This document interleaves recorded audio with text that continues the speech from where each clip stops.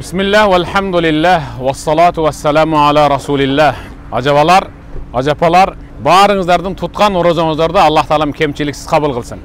Şындап aytkанда, жеті уктасак түшүбүзгө кирбейт мындай Меккеде кайсы бир чоң мечиттин жанындагы сейил бакка келип ушинтип тамактанып отуруу. Туура элеби? Тагдырыбызга жазган экен Аллах Таала мына чогулуп отурабыз. Мынантип азыр ушинтип отургандар өзүбүз эле бир бактылуу сезип атабыз, туурабы? Бирок мен бактылуу инсандар дагы арабызда дагы отурат бирин серин деп айтат элем. Бактылуу инсандар. Кээ бир адамдар бар. Көпчүлүгүбүз бир белек алсак, кимдир бирөө белек берсе, алып аябай сүйүнөбүз. Мага мындай бир белек берди. Ошол тиги баланчы мага белек бергенде деп сүйүнөбүз. Кээ бир адамдар бар, кимдир бирөөгө белек берүү менен кадиреси рахаттанат. Кимдир бирөөгө белек ыйгаруу менен, тартуу кылуу менен өзүнчө жеңилдейт. Ошондой бүгүн ыйык Меккеде Пайгамбарыбыз Мухаммад саллаллаху алейхи ва салламдын киндик кан тамган жери. Дүйнө жүзүндөгү мусулмандардын ибадатынын дурус болушу үчүн Аллах Таала жаратып койгон ыйык Каабада ушинтип дасторкон жайып, орозо туткан адамдардын орозосунун соонуна ортоктош болоюн деп ифтарлык берген апалар, эжелер, жеңелер, агалар, инилер, достор бар. Мына ушулар кимдир бирөөгө белек берүү менен, кайрымдуулук кылуу менен өздөрүн аябай бактылуу сезген инсандар. Мен аябай кадырлап сыйлаган. Дайым дуамда калтырбай атын атап дуа кылып келген мен сыйлаган Мурадова Буасел эжеке. Арабызда отурат азыр. Аллахым разы болсун. Өзүм кесиби мугалим. $200 ушул эмеге ифтарлыкка берип атат. Аматкулов Байыш, өзүмдүн аяш уулум, Аллахым разы болсун, $100. Ботиков Марс ажекебиз $100. Эргеш уулу Жаныбек $100. Баймырзаев Шамсуддин 50, Шамсиев Тайыр $100, Добулбеков Айдос $50 берип атат. Караңыздар. Аллах Таалам мына ушул кайрымдуулук кылган инсандардын кайрымдуулугун кемчиликсиз кабыл кылсын. Эселентип сообун жазсын. Мен айтат элем, колу узун, Аллахка жаккан, айкөл, жоомарт инсандар. Ифтарлыкты мен башка жакта уюштурсам болот эле. Чын, мындан да башка жер бар. Бирок мен дал ошол Сулейман ар-Ражихинин сейилбагын жана анын мечитин жана өз салган ошол микрорайонду тандап алганымдын бир себеби Сулейман ар-Ражихи бул мектепте окуп жүргөн учурда 1-класста лагерге ошол жака мектеп окуучулары менен чогуу чыгыш керек болуп калып, бирок төлөй турган төлөм 1 реал экен да.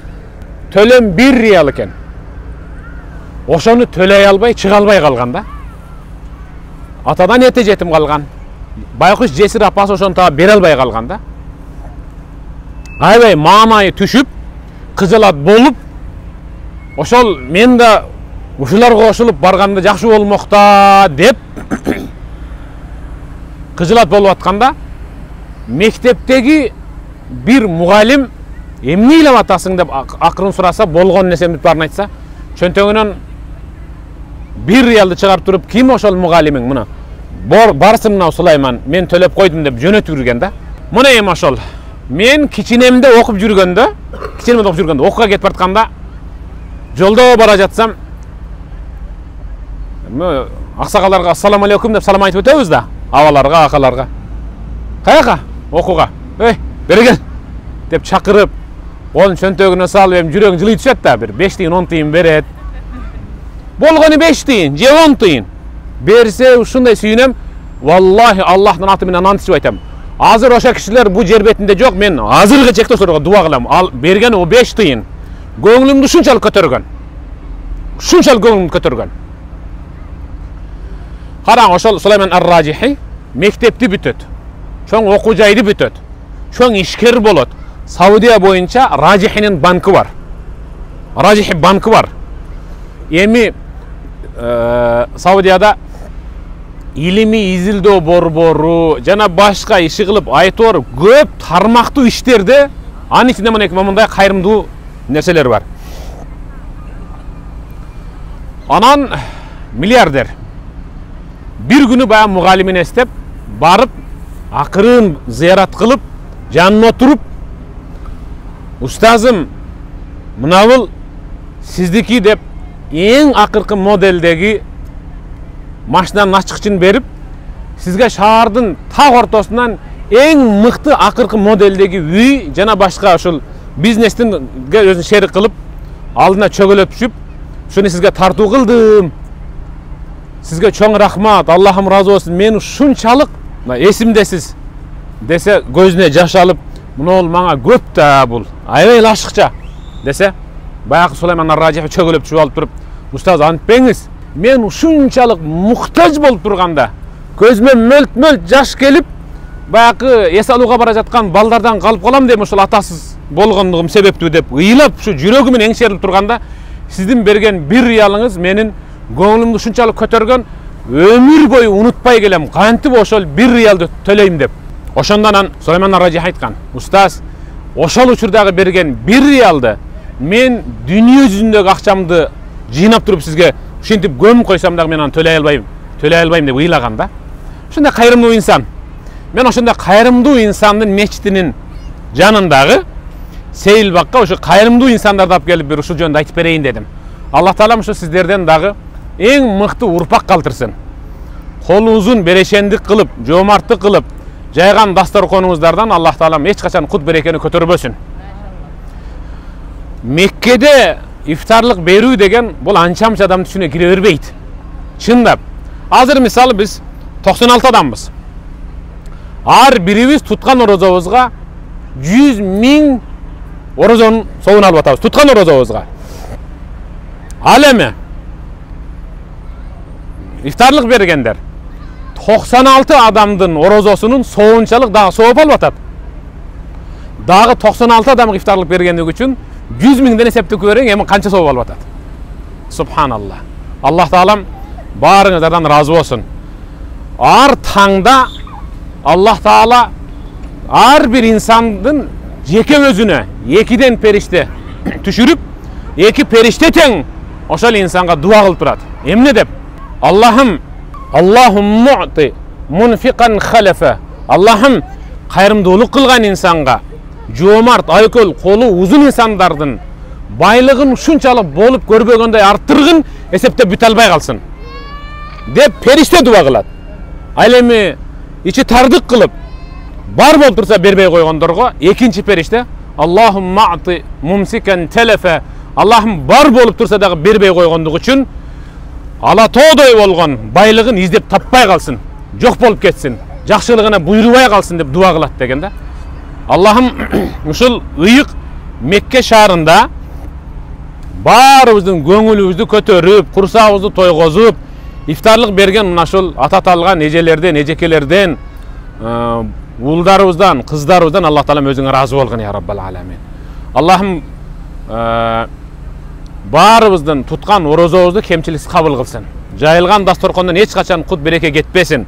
Жамаатыбызга ар дайым ушул биримдик берсин, ынтымак берсин, ырашкердик берсин. Ар дайым ушул жакшылыктын үстүндө гана ушинтип жыйнала берели. Мен учурдан пайдаланып бир нерсеге басым жасагым келип атат. 2-3 күндөн бери бир нерсе талкуу болуп атат Кыргызстанда. Анда санда бошогондо ошол интернетке кире калсам, биздин президентибиз Садыр Нуркожоевич азыр ушул өлүм житимде ашыкча баягы чыгымдарды болтурбоо үчүн указга кол койду да. Анан мурдагы жеп көнүп калгандар эми кичине сын пикир айтып атат да. Сөз ушул менен 96 адам колдойт болуш керек деп атам да. Сөзсүз түрдө эт жешибиз үчүн бир тууганыбыз өлүш керекпи? Айтсаңар, өлбөй эле койсунбу? А болду, Кудайга шүгүр. Мисалы сентябрдын башында бирөө өлүп берсе, кичине жеп алат элек да деп эч качан кеңешпейбиз да, туурабы?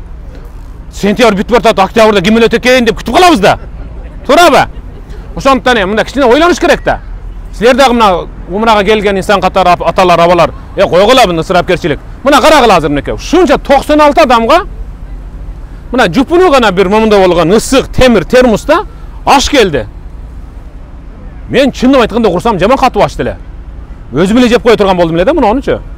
Ашып калды азыр мисалы мынеке. Көрдүңүзбү? Карасаңыз эми мындай. Инсаф кылсак, топук кылсак бүт баарына жетет. Ушинтип эле отурса болот экен да, туурабы? Сөз түрдө уча тартып, жан баш тартып, каржылык тартып, тарынбай эле. Мына болот экен ушинтип. Курсак тойду Кудайга шүгүр. Алхамдулилlah. Мен ушул учурдан пайдаланып, ошол президентибиз Садыр Нуркожоевичтин ушул указын аябай колдоп атам.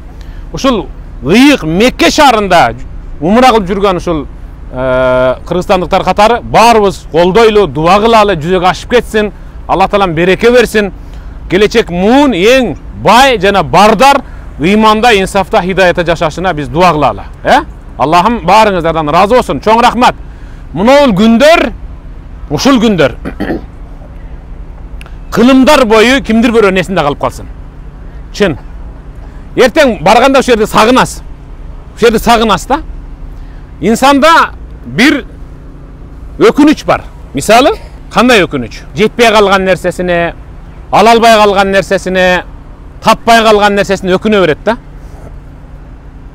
Анан ушул жерде кайрымдуулук кылам десе, ойлонбой туруп кайрымдуулук кылып калалы. Эртең тияка баргандан кийин аттың ошондо бере бербей бар ашып келди да акча деп бир топ өкүнүчкө батып калганын ордуна кайрымдуулук кылып калалы. Жарыя. Азыр мага маалымат келе эле, келсе мен группага таштайм. Эртең зыяратка чыгышыбыз ыктымал. Анан кайрадан тасырык сурап атам. Жалпыбыз умрага кайра киргенге 96-да. Эртең кечкиге. Эгерде ал келип калса, дагы жакшы нур үстүнө нур болот иншалла. Автобус менен эле Танаимге барабыз, 2 автобус заказ кылып. Тияктан ихрамга кирип, ниет кылып келебиз, гостиницага алып келип коет. Анан биз гостиницанын өзүнүн автобусу менен кайрадан мурдагыдай эле барабыз иншалла. Ушундай кылалыбы? Мындан кийин ибадатка көбүрөөк киришели. Аллахым баарыңыздардан разы болсун. Мына ушул кайрымдуу инсандарга дуа кылбайлыбы? Амин. Алхамдулиллах, аллази ат'амана ва сақана ва хадана ва афана ва шафана ва жа'алана минал муслимин. Аллахумма ат'им ман ат'амана ва асқи ман сақана ва жа'алил джанната ма'вана ва масвана. Аллахым бүгүн бизди ыйык Меккеде, ыйык Каабада, ушундай бир ыйык, берекелүү, куттуу жерде дасторкон жайып, курсагыбызды тойгозуп, ифтар берген бир туугандарыбыздан өзүң разы болгон я Раббал аламин. Бизге тамак берип, курсагыбызды тойгозгондук үчүн булардын ата-энелерин, үй бүлөсүн, бир туугандарын баарын кыяматта бейишиңдин тамагын берип сыйла я Рабби. Бизге чай суусундук сунуп сыйлагандык үчүн кыяматта буларды Пайгамбарыбыздын колуна нур тасак таптакыр чаңкыбай турган Каусар суусундугу менен сугаргын я Рабби. Иштерине ийгилик бергин, ден соолуктарын чың кылгын, ибадаттарын кемчиликсиз кабыл кылгын, иман ихластарын терең кылгын. Аллахым, имани, инсафтуу, хидаяттуу, ынтымактуу, бактылуу жашоо бергин я Раббал аламин. Урпактарын ар дайым элдин, жердин керегине жарай турган, буйругунду аткарып сен тыйгандан тыйыла турган, өзүңдүн сөзүң болгон Кур'анды жаттап аймагын эмес, ааламга жаңырта окуй турган эң мыкты урпактарды чыгаргын. Жамаатыбызга береке бергин, ибадаттарыбызды кемчиликсиз кабыл кылгын, апаат кырсыктарыңдан өзүң сактагын. Бирахметике я архамар рахим. Аллаху акбар. Аллахым разы болсун баарыңыздардан.